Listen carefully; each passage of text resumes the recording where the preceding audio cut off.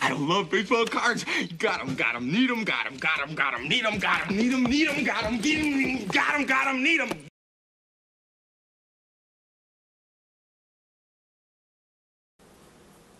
Alright, so my usual seller was always there, the guy that promotes the show, that he does a ton of vintage.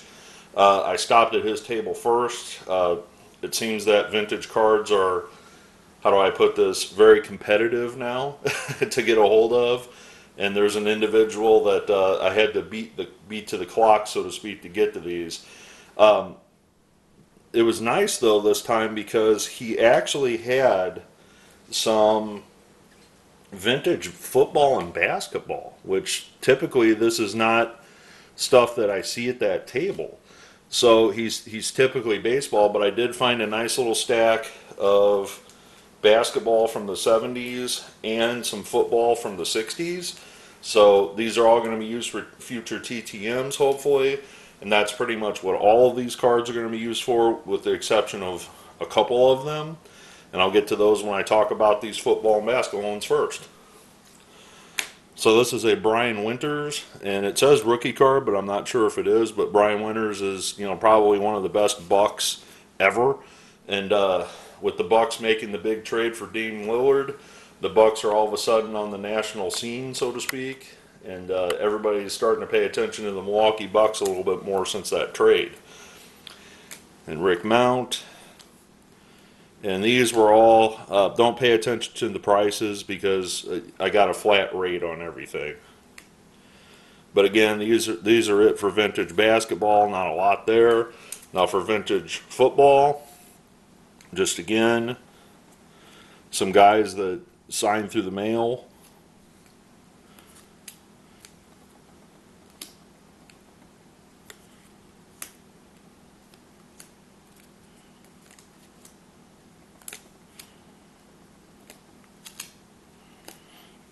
There's another Paul Flatley to go with that other one.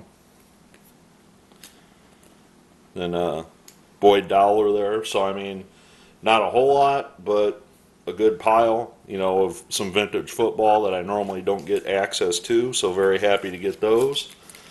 Now this is the big stuff. While I was at his table, somebody came up to him and actually sold him a box of 67 tops.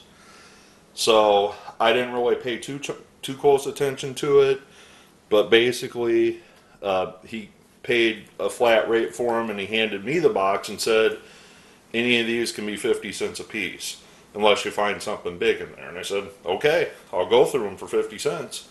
And the one that was not 50 cents out of the 67s was this beauty, this 1966 Earned Run Average Leaders card. And this is not, a 50-cent card, but he said, I'll tell you what, I'll sell it to you for $2. How's that sound? And I said, for $2, sold. So I took that one for $2. Also in that pile was $1 each on these, which both of these guys are still around and signing for a small fee. Sam McDowell and Sonny Siebert. So I thought that was a nice addition, but the rest of these, aside from these three, at $1 each and $2 on the Kofax, I got for 50 cents. So I'm just going to lay them down, all these 67 tops, and hopefully again you'll be seeing these in future episodes.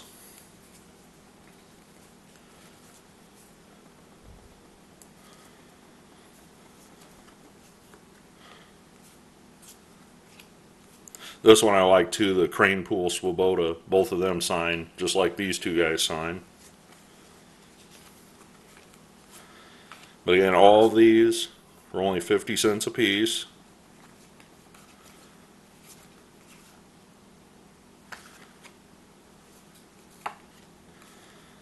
And recognize that, I just did a video on that one, of course. As well as Jim Barbary. Got 3 more of him.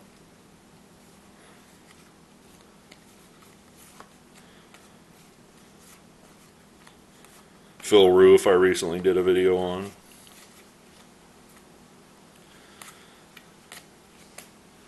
But like I said, 50 cents each was more than fair enough. And again, I didn't actually pay those prices for all this because he did knock off a few bucks on some other things.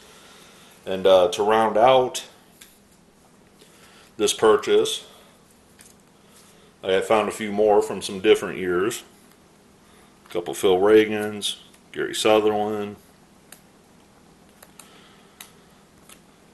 Pose, another Thomas, Causey, another one, Rick Rennick, rookie, with Mitterwald, a couple Tom McCraw, excuse me, Bosman, a couple Baldwins, and a Chuck Cottier. And finally, there were a couple more that had some price tags that were a little more than 50 cents.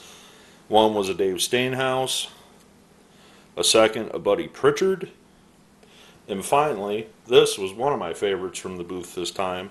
That was a Dave DeBuscher 63 Topps rookie card for only 80 cents.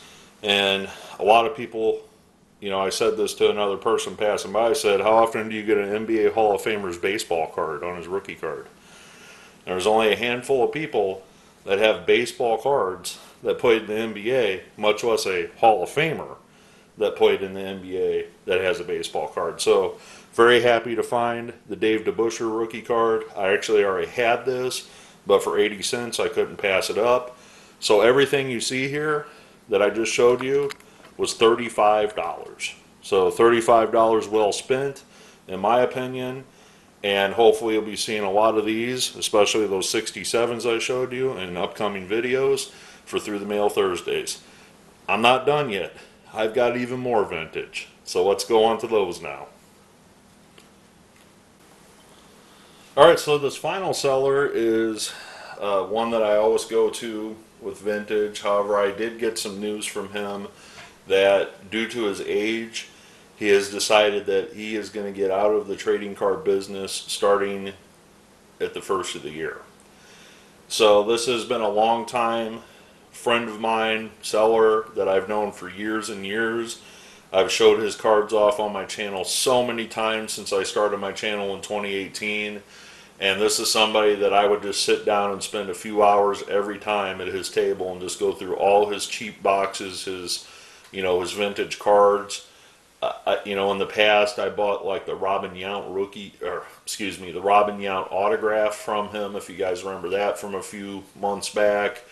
And this is just somebody that I'm really going to miss when it comes to going to these card shows, because it's vintage, the less opportunity I'm going to be able to find these bargain prices from. So this individual made me a great deal. I got some pretty nice rookie cards, Hall of Famer, even an autograph from him, all for a flat price. So we're going to start with, I found these nice tall boy basketball cards at his booth, and both of these guys are pretty good signers through the mail. So I, again, don't pay attention to prices because he knocked off prices on all of these. So I was very happy to get those for that cheap price. So I'm going to move those off the screen real quick here and kind of talk about everything else, because those take up a lot of space. But some of these are for autographs, some of these are for collectible purposes, but overall I just want to get them all signed and collect them and whatever. So I'm going to start with the Jim Cott here. Probably not going to get that one signed, but that's the iconic error card of Jim Cott where they misspell his name. So, I thought, why not? For autograph purposes, I picked up a Ray Washburn, a Bud Zipfel, if I'm saying that right, a couple Gary Sutherland rookie cards with Bob Shaw as well, and another 67 rookie with Rich Nye and John Upham on them. And both of these guys are great signers through the mail, so hopefully I'll be sending them. And John Upham's actually Canadian as well, so we're kind of having a theme here with Canadian ball players.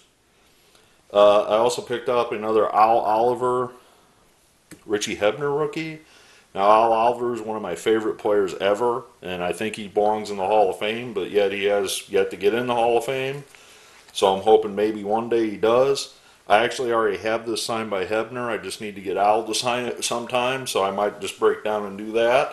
And speaking of all-time great Pirates, I found this nice Fleer Bill Mazeroski, and you can see it's in really rough shape, but for only $1, I thought, why not? Stick it in the mail to him, give him a $10 bill, and ask him to sign it. I mean, you can't get a lot of value out of this in the condition it's in, but if Bill signs that through the mail, that increases the value way past $1 in my eyes. Also, this nice one was in there as well, and I couldn't believe it. It was an Al Dark autographed card. So what is that, a 57 Topps Al Dark autograph? And he's like, well, you think that's a real autograph? I said, yeah, I've gotten Al Dark before through the mail before he passed away, and that's legit. He's like, well, it looks like an older man wrote that. I said, well, Al lived a long time, and his arthritis probably wasn't the best towards the end of his life. So this is Al Dark probably in his later years signing this card as opposed to when he was younger. So that was thrown into the pile. A Hall of Fame card that I think I looked at before, but this Bowman Doak Walker, I mean, he had a couple copies of this. I decided that one's probably the better of the two. It's got a crease in it, but I thought, it was in pretty decent shape for being a Doak Walker from 55, I believe that is. Also, 2 Lim Barney rookie cards.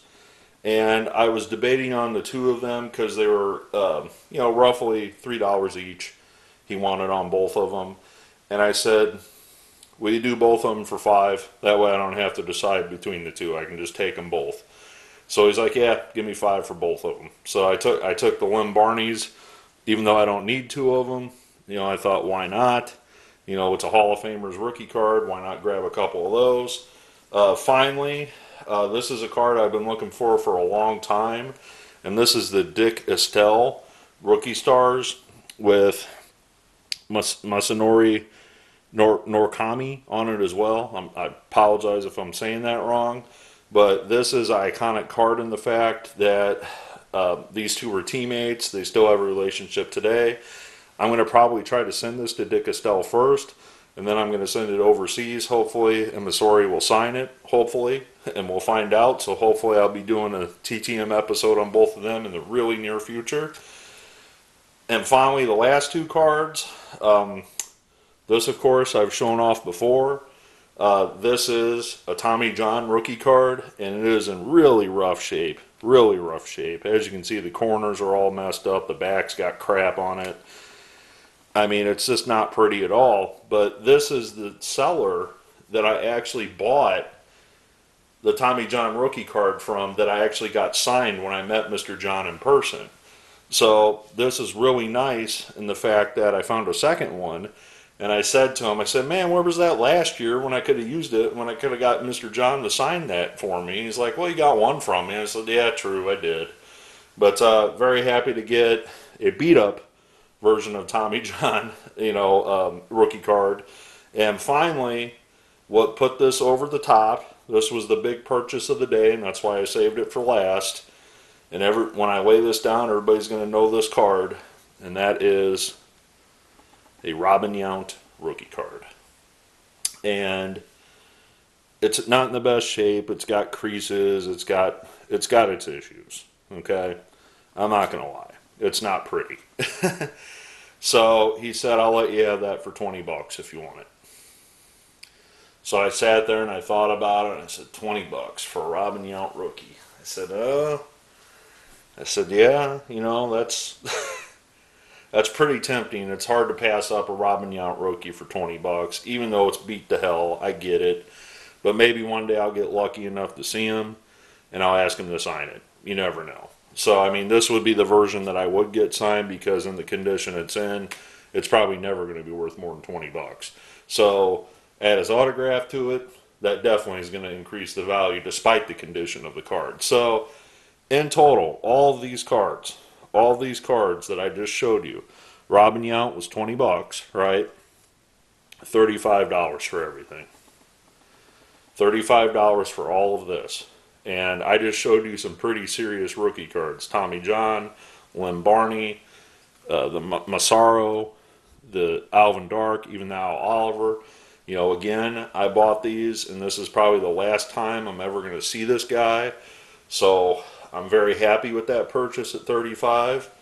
I'm very happy with the purchase at 35 for, you know, the Koufax, DeBuscher, and the stack of TTM fuel.